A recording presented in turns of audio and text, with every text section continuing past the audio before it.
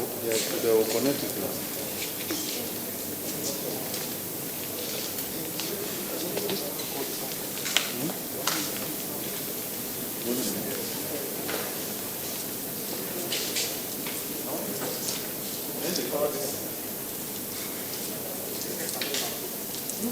Can I go ahead?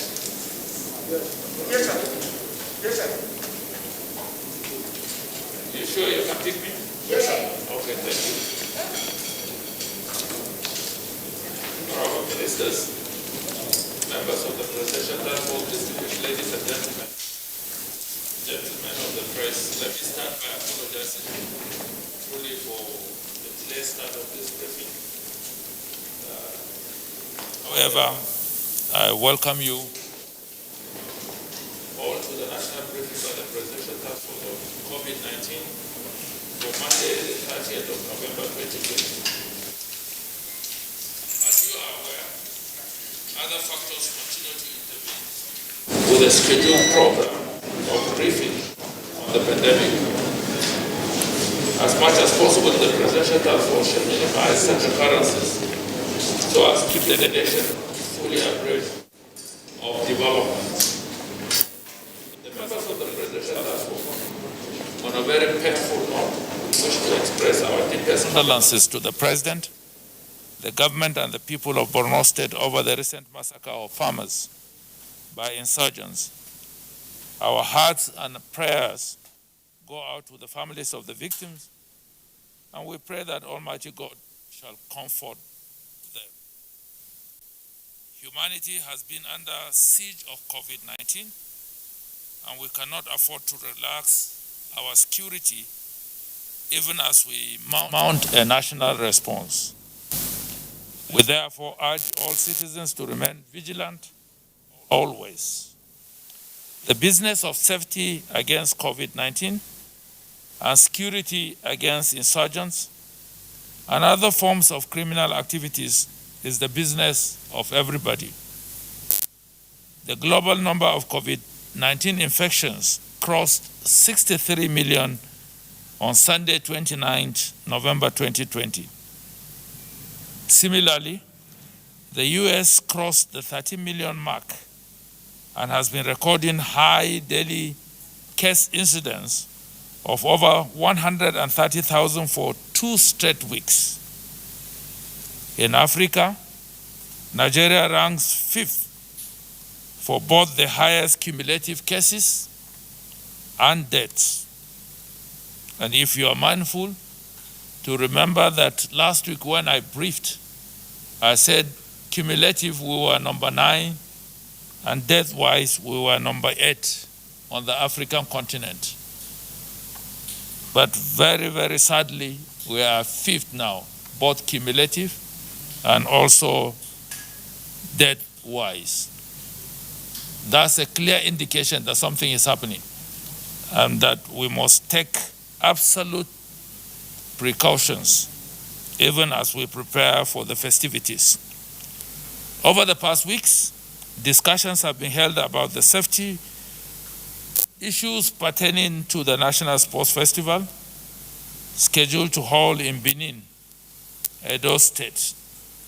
New dates have been agreed upon early in 2021, before which measures will be put in place to minimize infections.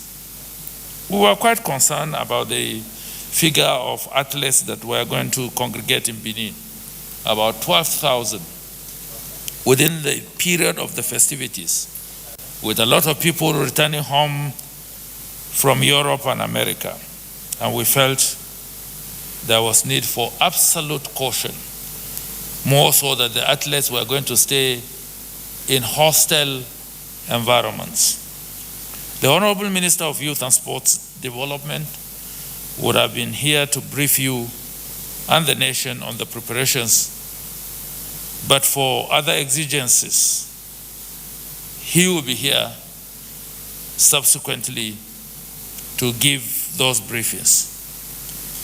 We are pleased to inform you that the first stream of NYSC has concluded camping, while we expect the second stream to go to camp on the 3rd of December, and the third stream will be in January of 2021.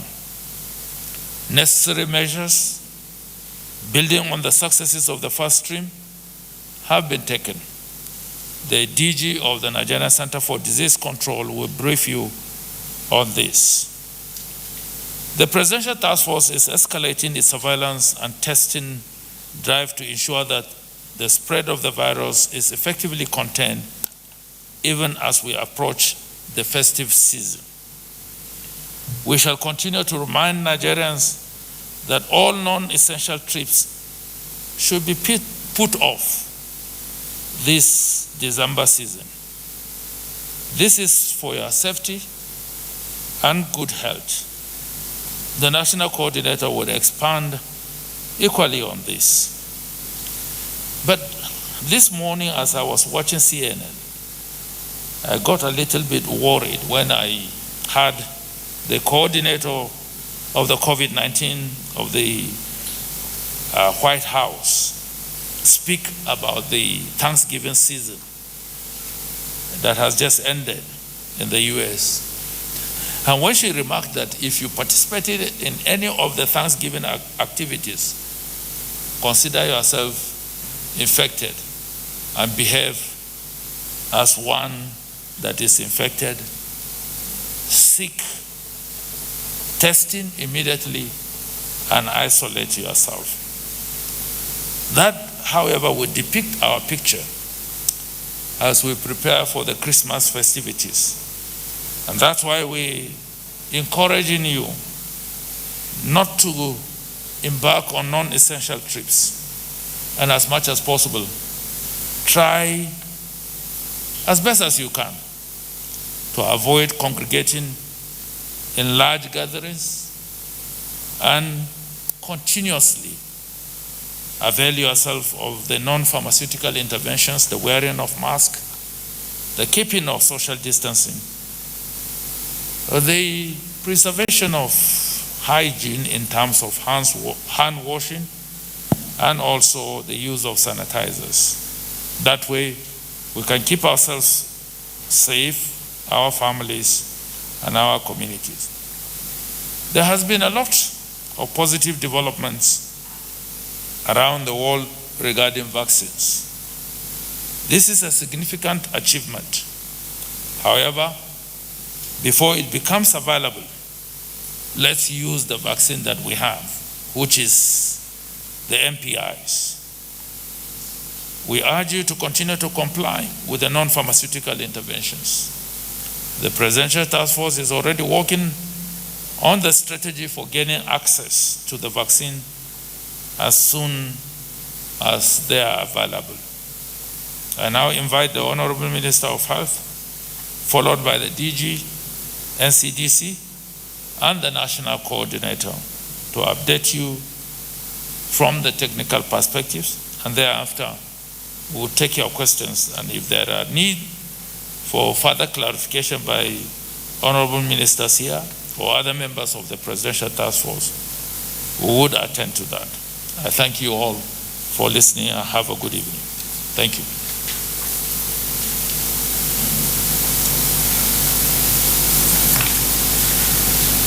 Good afternoon, everybody. The chairman of the Presidential Task Force on COVID-19, honorable ministers, national coordinator, director general, permanent secretaries, and ladies and gentlemen. On the 29th of November 2020, 82 new COVID-19 cases were recorded from 11 states, bringing the total number of confirmed cases in Nigeria to 67,412 out of 756,237 persons tested. 63,055 cases have been treated and discharged, and 1,173 deaths have sadly been recorded. We still hope to reduce case fatality by strengthening our capacity to manage cases, but it is only possible If persons test themselves early once they have symptoms or have been in contact with a suspected case, and also if all who test positive present themselves immediately for evaluation by experts who will prescribe your treatment based on that, either at home or in a facility, depending on the severity, vulnerability, need for care, or other criteria.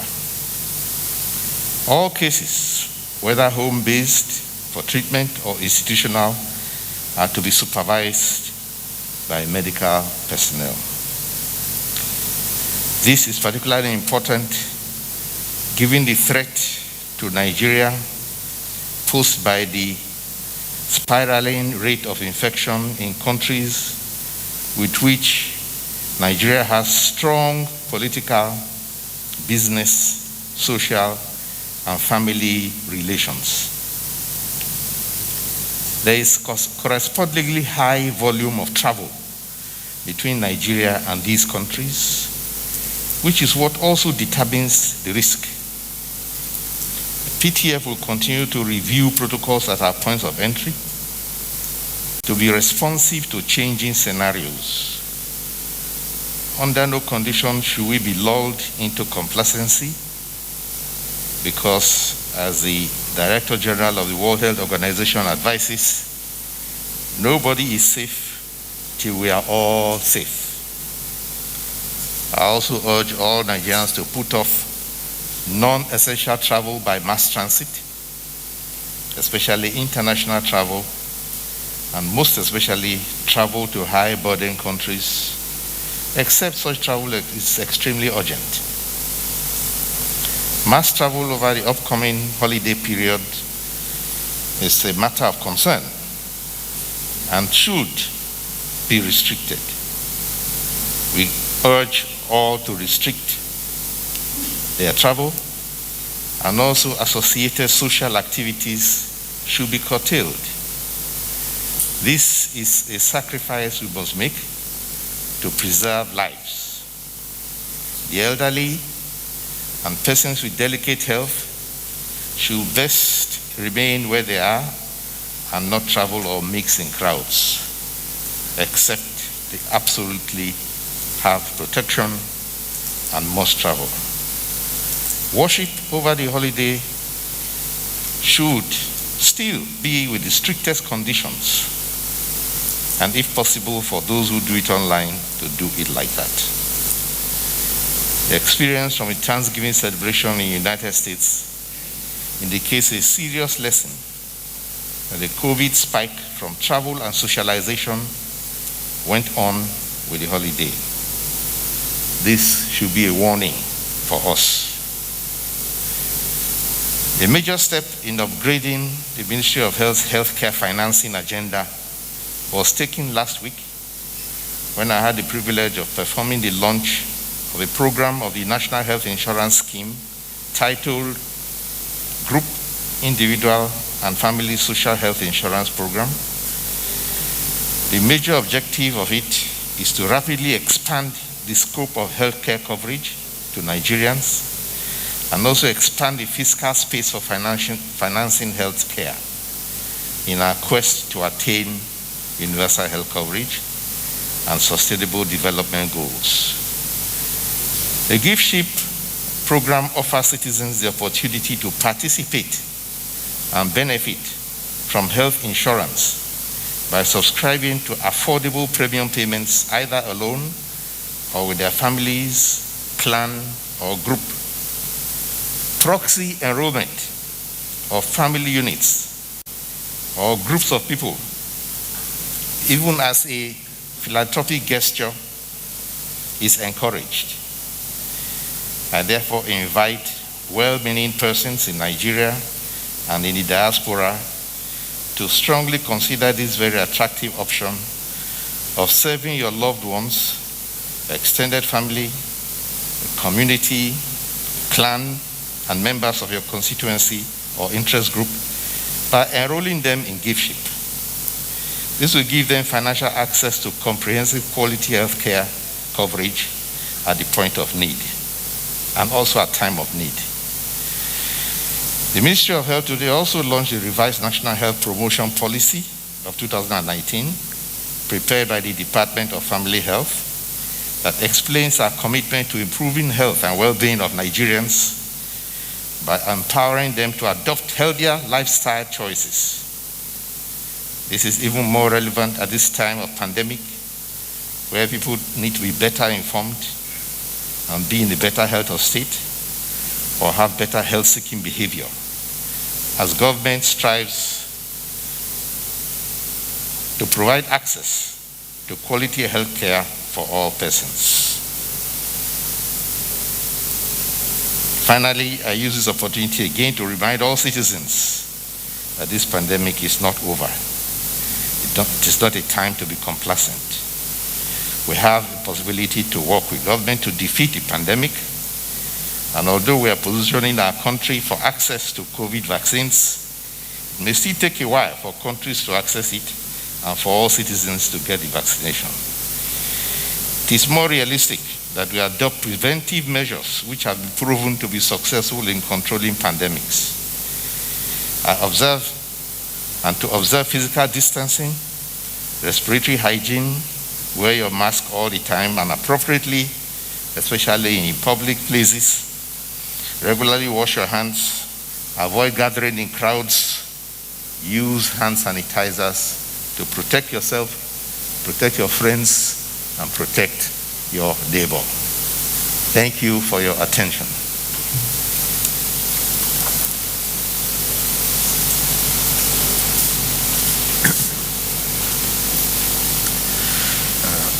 Chair of the Presidential Task Force and Secretary to the Government of the Federation, Honorable Ministers, Permanent Secretaries, NC, WR, gentlemen of the press.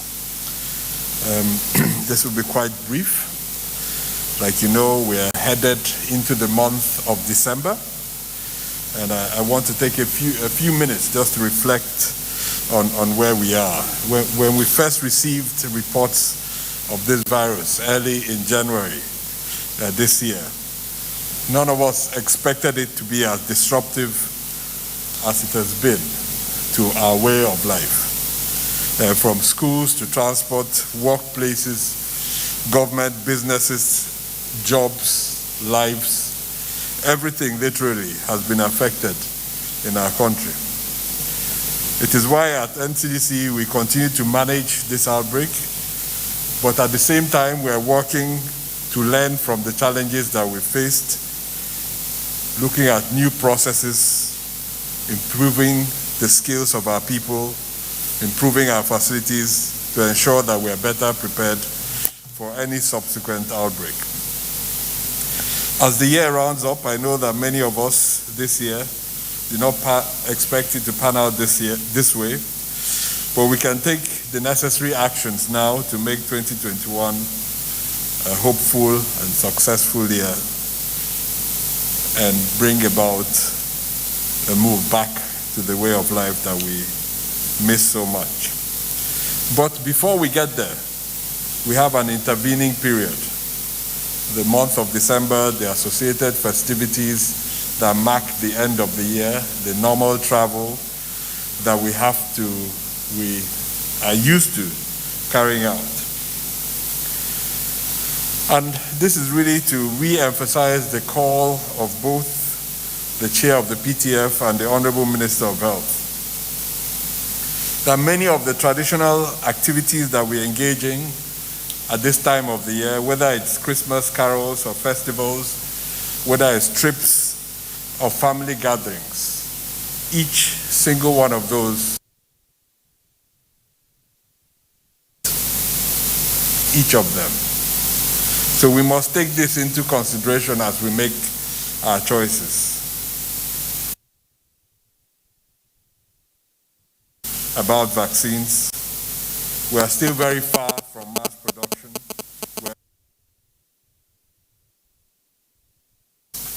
Spread rumors and fake news without verification. But good social media users stop, verify the information, and reflect before sharing it. Now, are you a good social media user? Stop the spread of fake news. Verify the authenticity of your source for a better Nigeria. This message is from the National Orientation Agency.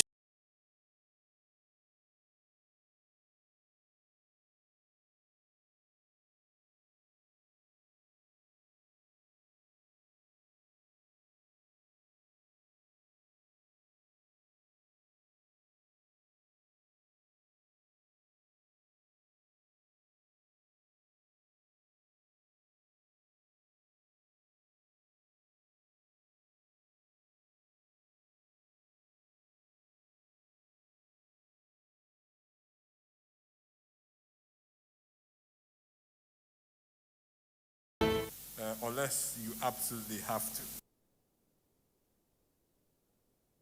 Stream today, the first stream of the second batch of NYC for the year has just concluded and are leaving camp, and we're preparing immediately for the next stream, given the 3 streams that we have arranged. This has been a fairly successful operation, and we thank all the colleagues at PTF, NYSC, the state governments that have worked really collaboratively to make this work. Later today, we'll be having a meeting to review our progress so far and ensure that we take the lessons learned from this into the next stream that will be starting on the 3rd of December. So we continue to work with our colleagues at NYSC and all the states to ensure that all the positive cases that had to be excluded from the first stream are now admitted into the second stream. So that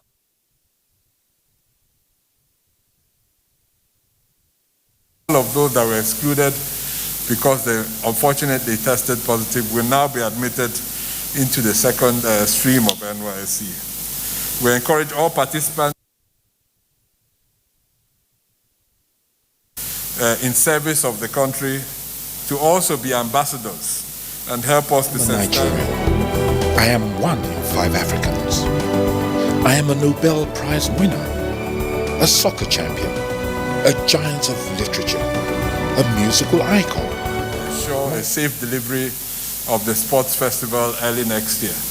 Preparations have started, just like the way we worked with NYSC, and again we hope to work with them successfully, not only to deliver a good sporting engagement, but a safe one for the country. In addition to all of that, we continue responding to cases of yellow fever and Lassa in different states in the country. We are on the lookout for meningitis. This is the period of the year when these things start. So our work continues, never stops, as we work in trying to keep our country safe. So finally, the end of the year is always an opportunity to reflect on the year past and put in place necessary measures for the next year, learning valuable lessons. We are doing the same here. We're carrying out review meetings to look at what we did, work we made despite the constraints, preserving Nigerian lives and livelihoods during this difficult period. This is a task that we can achieve together with everyone taking responsibility as we keep pushing. Thank you very much.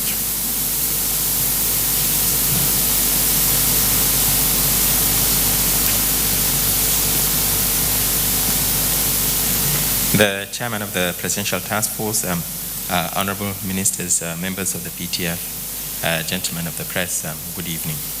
So I think I'll stick to the same theme, which is really the issue of travel, particularly international travel at this time of the year.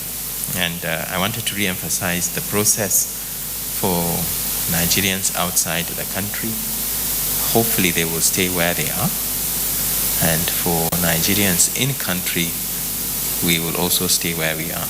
But nevertheless, if people do need to come into the country, there are processes in place. International travel is no longer what it used to be, where you just take your box, buy a ticket, get a visa if you have to, and travel. It's a lot more complicated than that. We've tried to simplify things for traveling into Nigeria. As you are aware, for all travel, passengers must comply with the travel protocols and must use the Nigeria International Travel Portal. The PTF guidance on travel is very clear. Before you come into Nigeria from abroad, you must do a PCR test. The PCR test must be valid within 5 days of departure from your point of origin. Once you get your PCR test, COVID PCR test, and it's negative, you should go onto the Nigeria Travel Portal, which is https://nitp.ncdc.gov.ng. NITP standing for Nigeria International Travel Portal.ncdc.gov.ng. You register on the portal, you fill a health questionnaire, you upload your COVID-19 PCR test, and you go ahead and pay for the test in Nigeria, which will need to be done 7 days after arrival. On arrival in Nigeria, you must self-isolate for 7 days. And you then go ahead and have your test, and if it is negative, you exit self-isolation and continue with whatever brought you in country. There are certain aspects that remain mandatory. A, using the portal is mandatory. We will start enforcing it fairly soon. B, payment for the test is mandatory. C, 7-day isolation is mandatory. And after that, testing at day 7 is also mandatory. We have tried to make the testing at day 7 as easy as possible. For the Abuja portal, we have about 6 laboratories now, private laboratories. We are having an additional 2 coming on stream. And these laboratories also cover the rest of the country in the form of sample collection centers, except for Lagos. Lagos have their own set of 9 laboratories with their travel portal, which is linked to the national travel portal. Every state now has access to a molecular laboratory for testing. However, testing remains free if you have symptoms or if it is for public health purposes. For travel, you have to pay. This is in order for government to continue to be able to provide testing to those who need them for public health purposes. Those who do not follow the rules will definitely be sanctioned. We are already in the process of doing this. We know that on average we get about 1% positivity. So for every 1,000 passengers coming in, we get 10 positive cases of COVID-19. And considering the number of passengers we can potentially have per day when we open up our airports, which is up to 7,000 passengers a day, you can do the calculation and you would realize that there's no way government can just sit back and allow our skies to be open without some form of restriction in terms of testing and safety for our public. Therefore, what is the message? The message is there are processes in place if you are coming into Nigeria from abroad. There may also be processes in place if you are going out of Nigeria. However, please, for this period, if your travel is not essential, stay where you are. We are actively discouraging Nigerians abroad from coming home this Christmas because of COVID-19 and the amount of COVID-19 infections we have outside the country. There will be other holidays. 2020 was a different year, and there's no doubt December 2020 will be different as well. We will continue to monitor the figures from outside the country. But there's no doubt international travel is risky. And if we have a spike in cases or imports, we will take action, and there's a risk that you could end up being stranded, either outside the country or in Nigeria if you are coming from abroad. So the message is, if you do not want to get stranded, if you do not want to bring COVID to your elderly relatives in Nigeria, please stay where you are. There will be other holidays. Let us survive this one first. Thank you. We want to thank you very much, the National Coordinator, for your appeal. Well, we have one update. It's a pleasure to now invite the Honorable Minister of Environment to please present the update. Welcome, sir.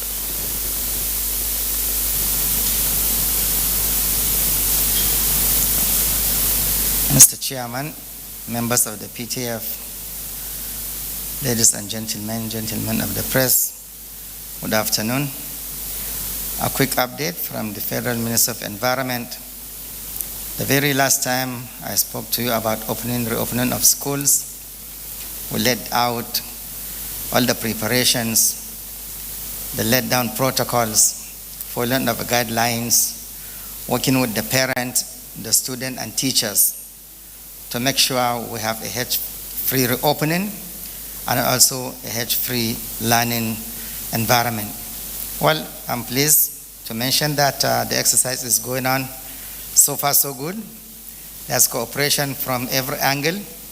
There is no any noticeable or measurable incident of any spread of infection. Everybody seems to be heeding the warning. So this is something that we feel we should also replicate in many other places. The balance of my briefing will be in Hausa, because I don't need to repeat what the others have said. Jama'a assalamu alaikum. Matashiya muke so mu yi akan wannan yunkurin dakile yaduwar cutar corona, domin har a yanzu waɗansu suna tunanin dai bata. To ba gaskiya bane, akwai ta. Bari in ba ku ɗan takaitaccen misali. Wancan makon da ya wuce, Najeriya a nan nahiyar Afirka ita ce ta tara a yawan waɗanda suka kamu da cutar corona, kuma ta takwas a yawan waɗanda suka rasa rayukansu. Wannan makon sai ya kasance mun zama mu ne na 5 a yawan waɗanda suka kamu, kuma na 5 har ila yau a yawan waɗanda suka mutu. To me kenan wanda yake nunawa? Cewa kenan ta ƙaru a nan ƙasar tamu. Wannan shine zai nuna mutane cewa bata tafi ba.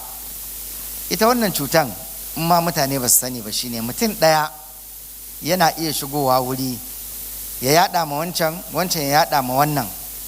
Haka za ka ga kafin a ce kwabo mutane da yawa sun kamu, domin wannan cutan ba ta da wuyan kamawa. Har ila yau muna faɗi, ana maganan abin da ya kamata mu yi domin mu daƙile yaɗuwarta.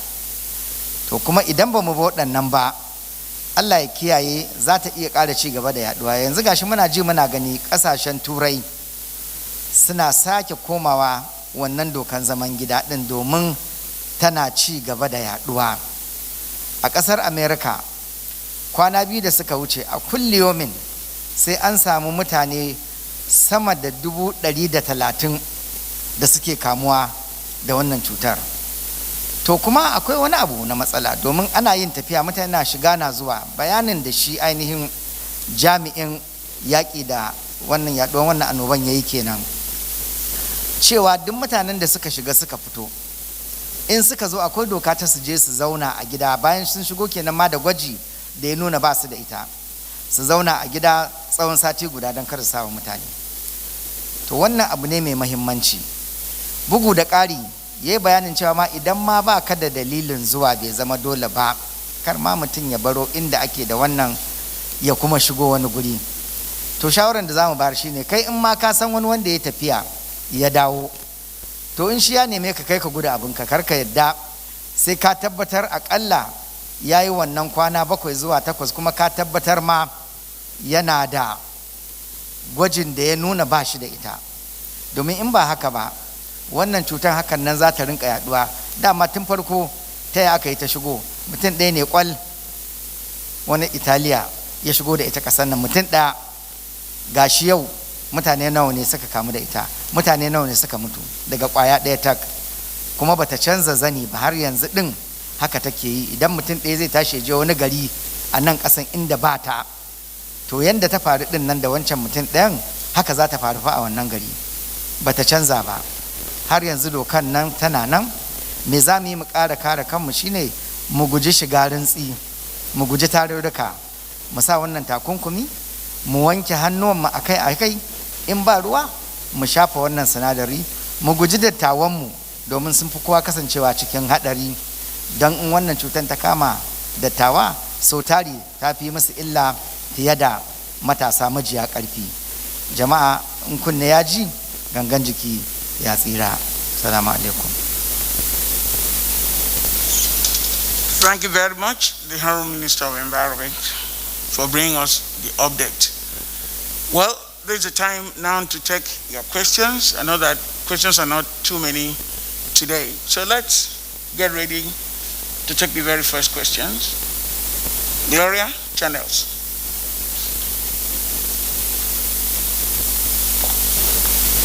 Good evening. My name is Gloria Omezike from Channels TV. My question is for the PTF National Coordinator. We know that load testing is a recurring issue among states. As a matter of fact, we identified 2 states that have met this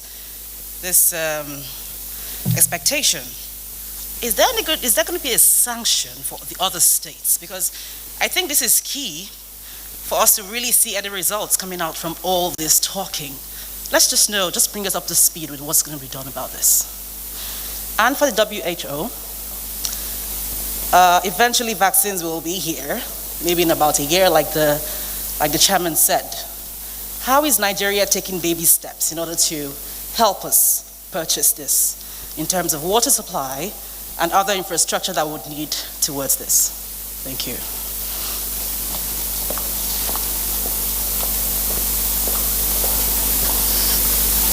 Good evening, sirs.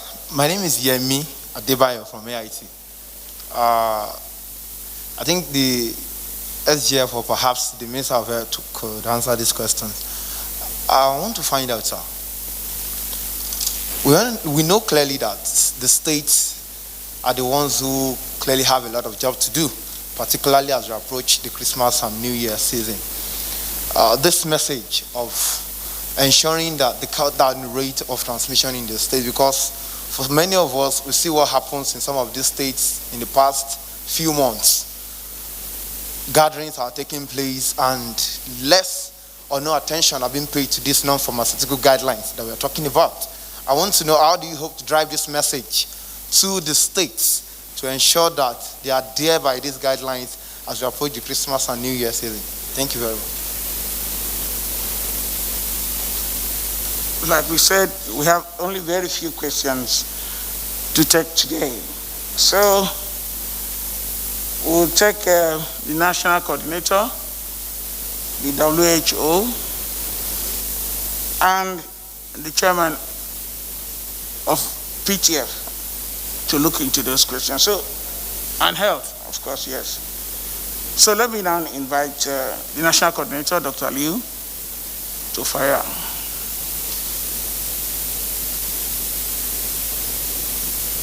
Okay, thank you. So the first question had to do with the load testing and whether there should be sanction for states.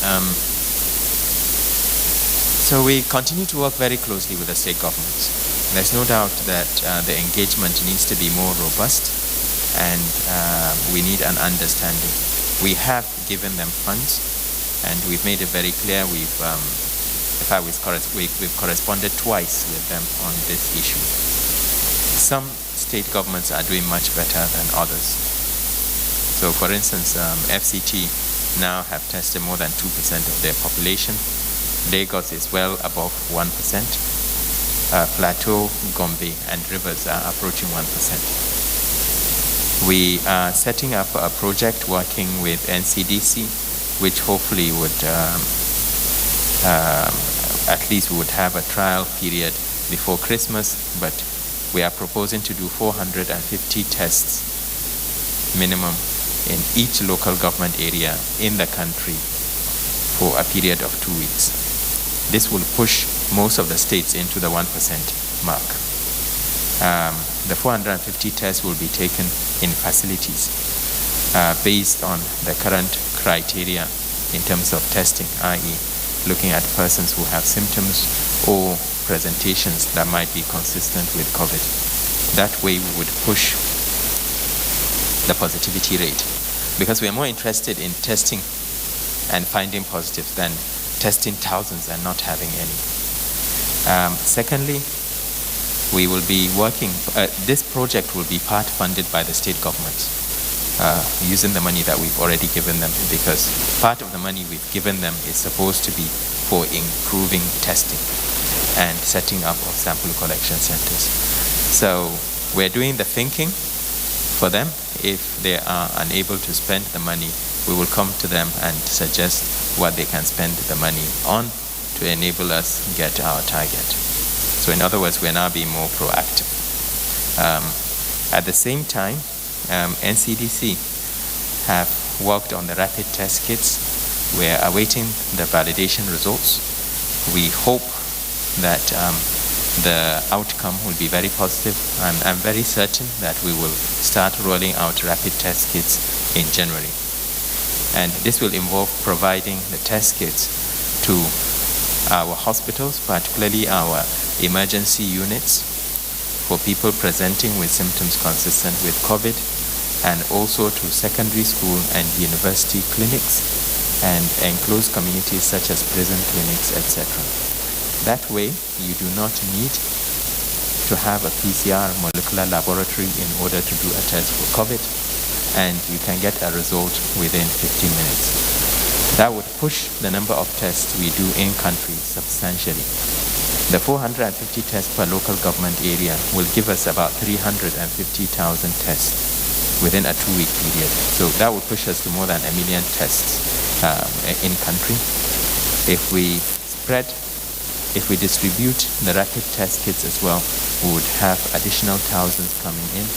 And already with NYSC, we've tested well over 35,000 NYSC corpus using the rapid test kit. And these results have not gone into the national system yet. So overall, in the coming weeks to early next year, we should see a significant improvement in our testing rates. Yes, it's still very low. Yes, we are not satisfied with the rate of testing, and yes, we need to continue pushing the states to do more. They've been given the resources, they just need to get on with it. With regards to vaccine infrastructure, I think the Honorable Minister of Health may be in a better position, but I know there's a lot of work going on behind the scene. And the Honorable Minister of Health has appointed a ministerial expert advisory group on COVID-19 vaccine. The NPHCDA, Primary Healthcare Development Agency, has also been doing a lot of the technical background work in terms of the logistics, etc. And the PTF will be dedicating a whole session in the coming week at our meeting just to address the issue of COVID vaccine and how this can be funded and how this can be made available in country. So a lot of work going on. We are not resting on our oars. We know the risk of Nigeria not having access to the vaccine, because there's the potential in the future that countries will be labeled endemic for COVID-19 if they do not have a good vaccine strategy, and where the majority of the population remains non-immune to COVID.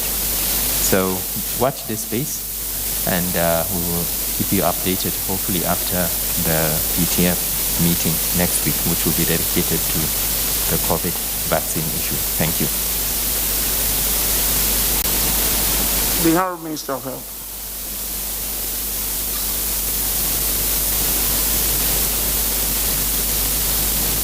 Yes, thank you for the questions. The first one was directed about the states. There is a level of reduction in compliance and adherence that we have been complaining about in various parts of the country. But it is not only in our country, it is in some other countries. There are countries where there is very good compliance with all the rules. You put down the rules and they obey. If you look at foreign broadcasting stations, you see some countries where everybody outside has a mask on. They are all keeping distancing. There's a good amount of social discipline in some of those, in many countries. There are others where there is not just much discipline, and people who go out without masks, and they crowd up and they don't obey any of the injunctions being offered by the authorities. There are in fact places where people they campaign against these measures. They do exactly the opposite. They campaign against it and discourage people from wanting to wear masks. They don't wear, and they give us sort of excuses for it, conspiracy theories about. But in our own case, we know that these are measures that have been proven to work. And for those who do not have very strong systems, we must use all means within our reach. But we have seen countries that are very strong, whose health system is very strong, they are collapsing. We are hearing very high officials in very advanced countries saying that their health system is near collapse. They have got over 91,000 persons on admission for COVID. I don't see how we can manage that. We don't want to go that way. 91,000 and rising. So we need to err on the side of caution. And as I said many times, it's a sacrifice. Some people think that they can't breathe well. You can breathe. You can breathe well in a mask. And the mask should not be under your chin. Your chin is not what we are protecting. We're protecting your mouth and your nose. The nose should also be covered. For anybody who has ever done a COVID test, you know they take the first sample from your nose, from the back of your nose, and then from the pharynx. So you do have emissions from the nose. So nose and mouth should be covered exactly the way mine is. That's when you are safe, and that's when the person you are with is safe. Another common mistake is that people wear a mask, and when they want to talk to you, they remove it, which is exactly the opposite. Even if you are not wearing a mask, you want to talk to somebody, that's when you should go and put on a mask, because the mask is supposed to catch any droplets that come out from you, or any aerosol. So to take off the mask is actually counterintuitive, it's counterproductive, and it defeats the purpose. So leave your mask on when you are talking, especially in a group with a crowd of people. We will continue to engage the states, the authorities in the states. We discussed setting up a team that would pay visits to the states, spend a few days, serious advocacy to engage the team. So we are already looking for persons. We have already selected persons who can communicate well and can go to the states with a team to actually persuade the people to take this threat more seriously. We're also looking at the calling an emergency meeting of the National Council of Health to discuss it thoroughly with the commissioners and then sign a compact that we shall all, in the interest of our country, for the sake of our citizens, all do everything we can to comply with the rules and recommendations that are being brought out after scientific study. We know that it changes all the time, but as far as we know, we should obey the rules. Regarding the question that Sani deflected to me about the vaccines, there are vaccines There are about 4 that, about last count, or probably 5 in the meantime. They are coming out every time. There are several hundred that are being pursued, and a good handful that have done the clinical trial, phase 3, waiting for WHO pre-qualification. One of them has to be transported or stored at about -70 or -80 degrees. That requires ultra deep freezers, of which we don't have many in this country. And it will require procuring such deep freezers, which are expensive and they're not everywhere to be found.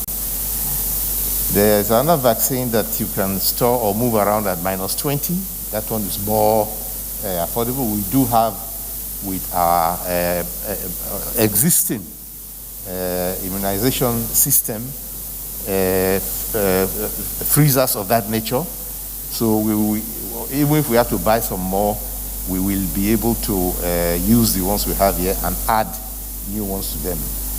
So depending, we also hear that there are developments that will bring out vaccines that you can keep in refrigerators at 2 degrees or so, which again, that will be even more helpful, because you find fridges everywhere, even solar-powered fridges everywhere, which will help us. It will help countries that are not so well resourced. So countries with very deep pockets can buy the -80 degree vaccines. Storage. They can buy the -80 degrees freezers, and they can for the vaccines that go with them, and because it's going to be additional expenses. So in buying the vaccine is just not the only step you need to take. You have to be able to have the wherewithal to store them, to transport them, to deliver them, and to dispose of the waste, and also manage the workers who are going to be doing this job. So there's quite expense that is involved, and that's why we are working with the group that was set up by the Gavi and the WHO for access to the COVAX facility. We are in there. We are also setting up a group which we shall be reporting to the presidency to look at other ways of being able to get more vaccines from any other source that's accredited, so that we have options, and we also have a latitude to cover any gaps that might pop up as we go along. These vaccines are still under tests and investigations, and we are observing very closely what they bring along. The Primary Healthcare Development Agency is the secretariat, and they have done a lot of groundwork already, studying all this, along with NCDC. They have done a lot of groundwork in studying all the options and the vaccines available on ground, and will be advising us as to what our options will be. And these options can change with time depending on new scientific discoveries that come up. Thank you. Thank you very much, the Honorable Minister of Health. Now we want to invite the representative of the WHO country rep. Please, you have the floor.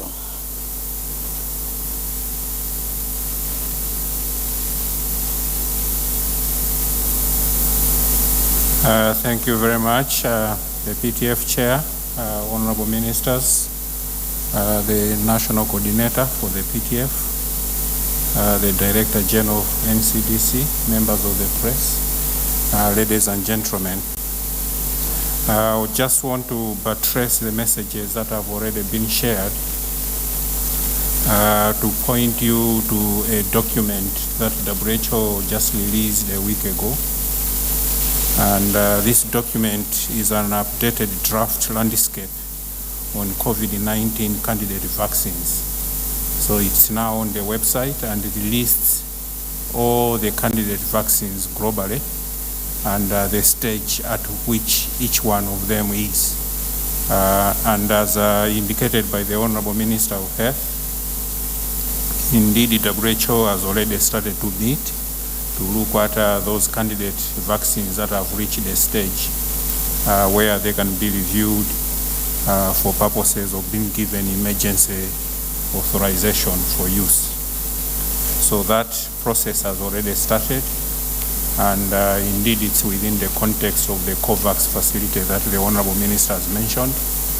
which on one part will help to bring together all the vaccines that will be available and ready to be used, especially in this part of the world, but also is helping to make sure that countries that can make available donated vaccines are also available to countries.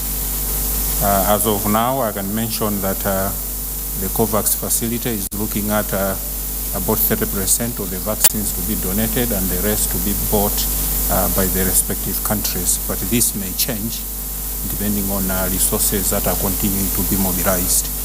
So that's the status of the vaccines. It is expected, of course, with the developments you have heard quite recently, that indeed vaccines will become available on the market and countries will start to use. But I wanted to also just echo the message that the PTF chair gave and also the national coordinator, that the interventions we have, the non-pharmaceutical interventions and others, they are the first vaccine that we have. The vaccine that is coming will not do magic if we don't partake in the first vaccine. So it is important that in as much as we await the pharmaceutical vaccine, let's continue to spread the message for people to abide by the measures that the PTF has put in place, the non-pharmaceutical measures. They'll go very well with the vaccine that is going to come. Thanks so much. Thank you very much, WHO. At this point in time, we're winding down. I have the pleasure to invite the chairman of PTF, who is also the secretary to the government of the Federation, for closing remarks. The SGF, sir. Well, thank you so much. I think all the questions have been answered. Yeah, we're looking forward to having the vaccines as they get certification for being used. But I'm mindful to remind all of us that vaccines are no use to us unless the vaccination process takes place. And that is a major challenge. Even with the developed economies, what they are busy trying to do now is to ensure that they set up an infrastructure for the vaccination itself to take place, because vaccines would not be of any use to us if we do not vaccinate the people. And there is a lot of work that we have to do in that regard. And I believe the Honorable Minister of Health and the team at some of the agencies that have been very endowed over the years with the processes of vaccination, like the Primary Healthcare Development Agency and other sister organizations, will be putting infrastructure in place to ensure that when we finally are able to access the vaccines and procure them for use, they will be able to speedily determine who are those that will benefit from the vaccines, because the vaccines will not be available for everybody at the same time. And that is another danger that is posed. And that underpins the emphasis I've always made.